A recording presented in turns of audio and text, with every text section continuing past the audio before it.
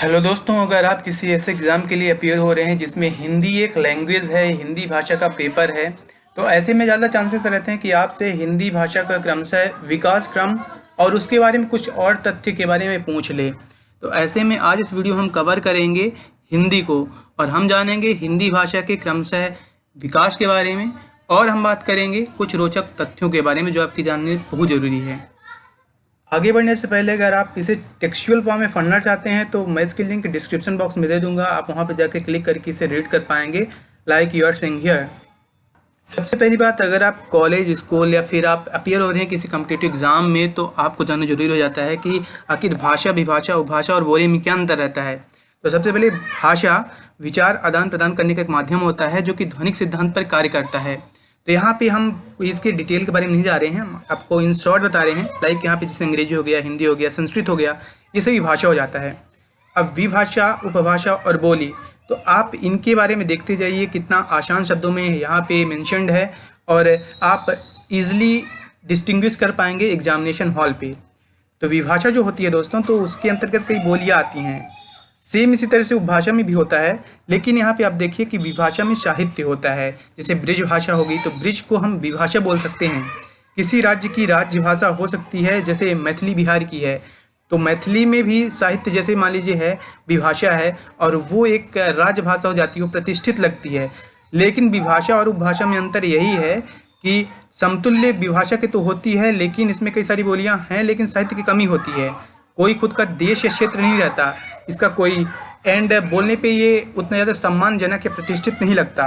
Like यहाँ पे है छत्तीसगढ़ी, राजस्थानी, हरियाणवी, तो ये है उपभाषा। लेकिन अगर आप बोली की बात करें तो किसी ग्राम मंडल या सीमित क्षेत्र में जो भाषा की सूक्ष्मतम इकाई रहती है उसे बोली कहा जाता है और यह निर्धारित दूरी पे बदल जाती है। लाइक आप कभी अंदाज किए होंगे, आपके जो गांव में बोली बोली जाती है उससे 50, 60 या 100 किलोमीटर के अंदर जाएंगे तो टंग तो वही रहेगा, लेकिन उसके जो बोलने का तरीका है वो बदल जाएगा, तो इसे बोलते हैं बोली। सबसे महत्वपूर्ण बात ये होती है कि जब बोली में साहित्य की रचना होने लगती है तो विभाषा का रूप ले लेती है और किसी भी भाषा को भाषा का रूप प्राप्त करने के लिए वहाँ के लोगों का समर्थन प्राप्त होना बहुत आवश्यक होता है। हिंदी भाषा भारोपीय परिवार की भाषा है, भारतीय ईरानी के अंतर्गत आती है और यह परिष्कृत होते हुए पूर्ण, जैसे अभी हम हिंदी में बात करते हैं तो ये हिंदी का रूप निकल के आया। लेकिन ये पहले से ही ऐसी हिंदी नहीं थी। सबसे पहले वैदिक संस्कृति थी जो कि 1500 ईसा पूर्व से 1000 ईसा पूर्व तक रही। पाली भाषा दिन उसके बाद आई। आप यहाँ पे टाइमिंग देख पाएंगे 1000 ईसा पूर्व से लेके 500 ईसा पूर्व। देन प्राकृतिक 500 ईसा पूर्व से प्रथम शताब्दी तक। देन अपभ्रंश प्रथम शताब्दी से 1000 ईस्वी तक। देन अवहट्ट नवी से 1000वीं शताब्दी तक। प्राचीन हिंदी 1100 से 1400 ईस्वी तक। मध्य हिंदी 1400 से 1850 ईस्वी तक। एंड आधुनिक हिंदी 1850 ईस्वी के बाद अभी तक। तो आपको यहाँ पे जो ध्यान देना है तो ये प्राकृत, पहले वैदिक संस्कृत, पाली, अब प्राकृत, अभ्यास, अवहट्ट, देन प्राचीन हिंदी, मध्य हिंदी और आधुनिक हिंदी, इस तरह से इसका विकास क्रम है और यहाँ पे आप उसका टाइमिंग भी देख पाएंगे। तो यहाँ पे जो प्राचीन हिंदी, मध्य हिंदी, आधुनिक हिंदी आप पढ़ते हैं तो ये प्राचीन हिंदी स्टार्ट हो जाती है 1100 से और जो भी आप परिष्कृत हिंदी का रूप देख रहे हैं ये है 1850 के बाद से।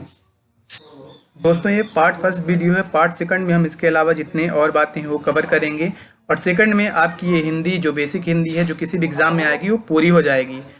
तो आप कमेंट करिए, do share and thank you guys.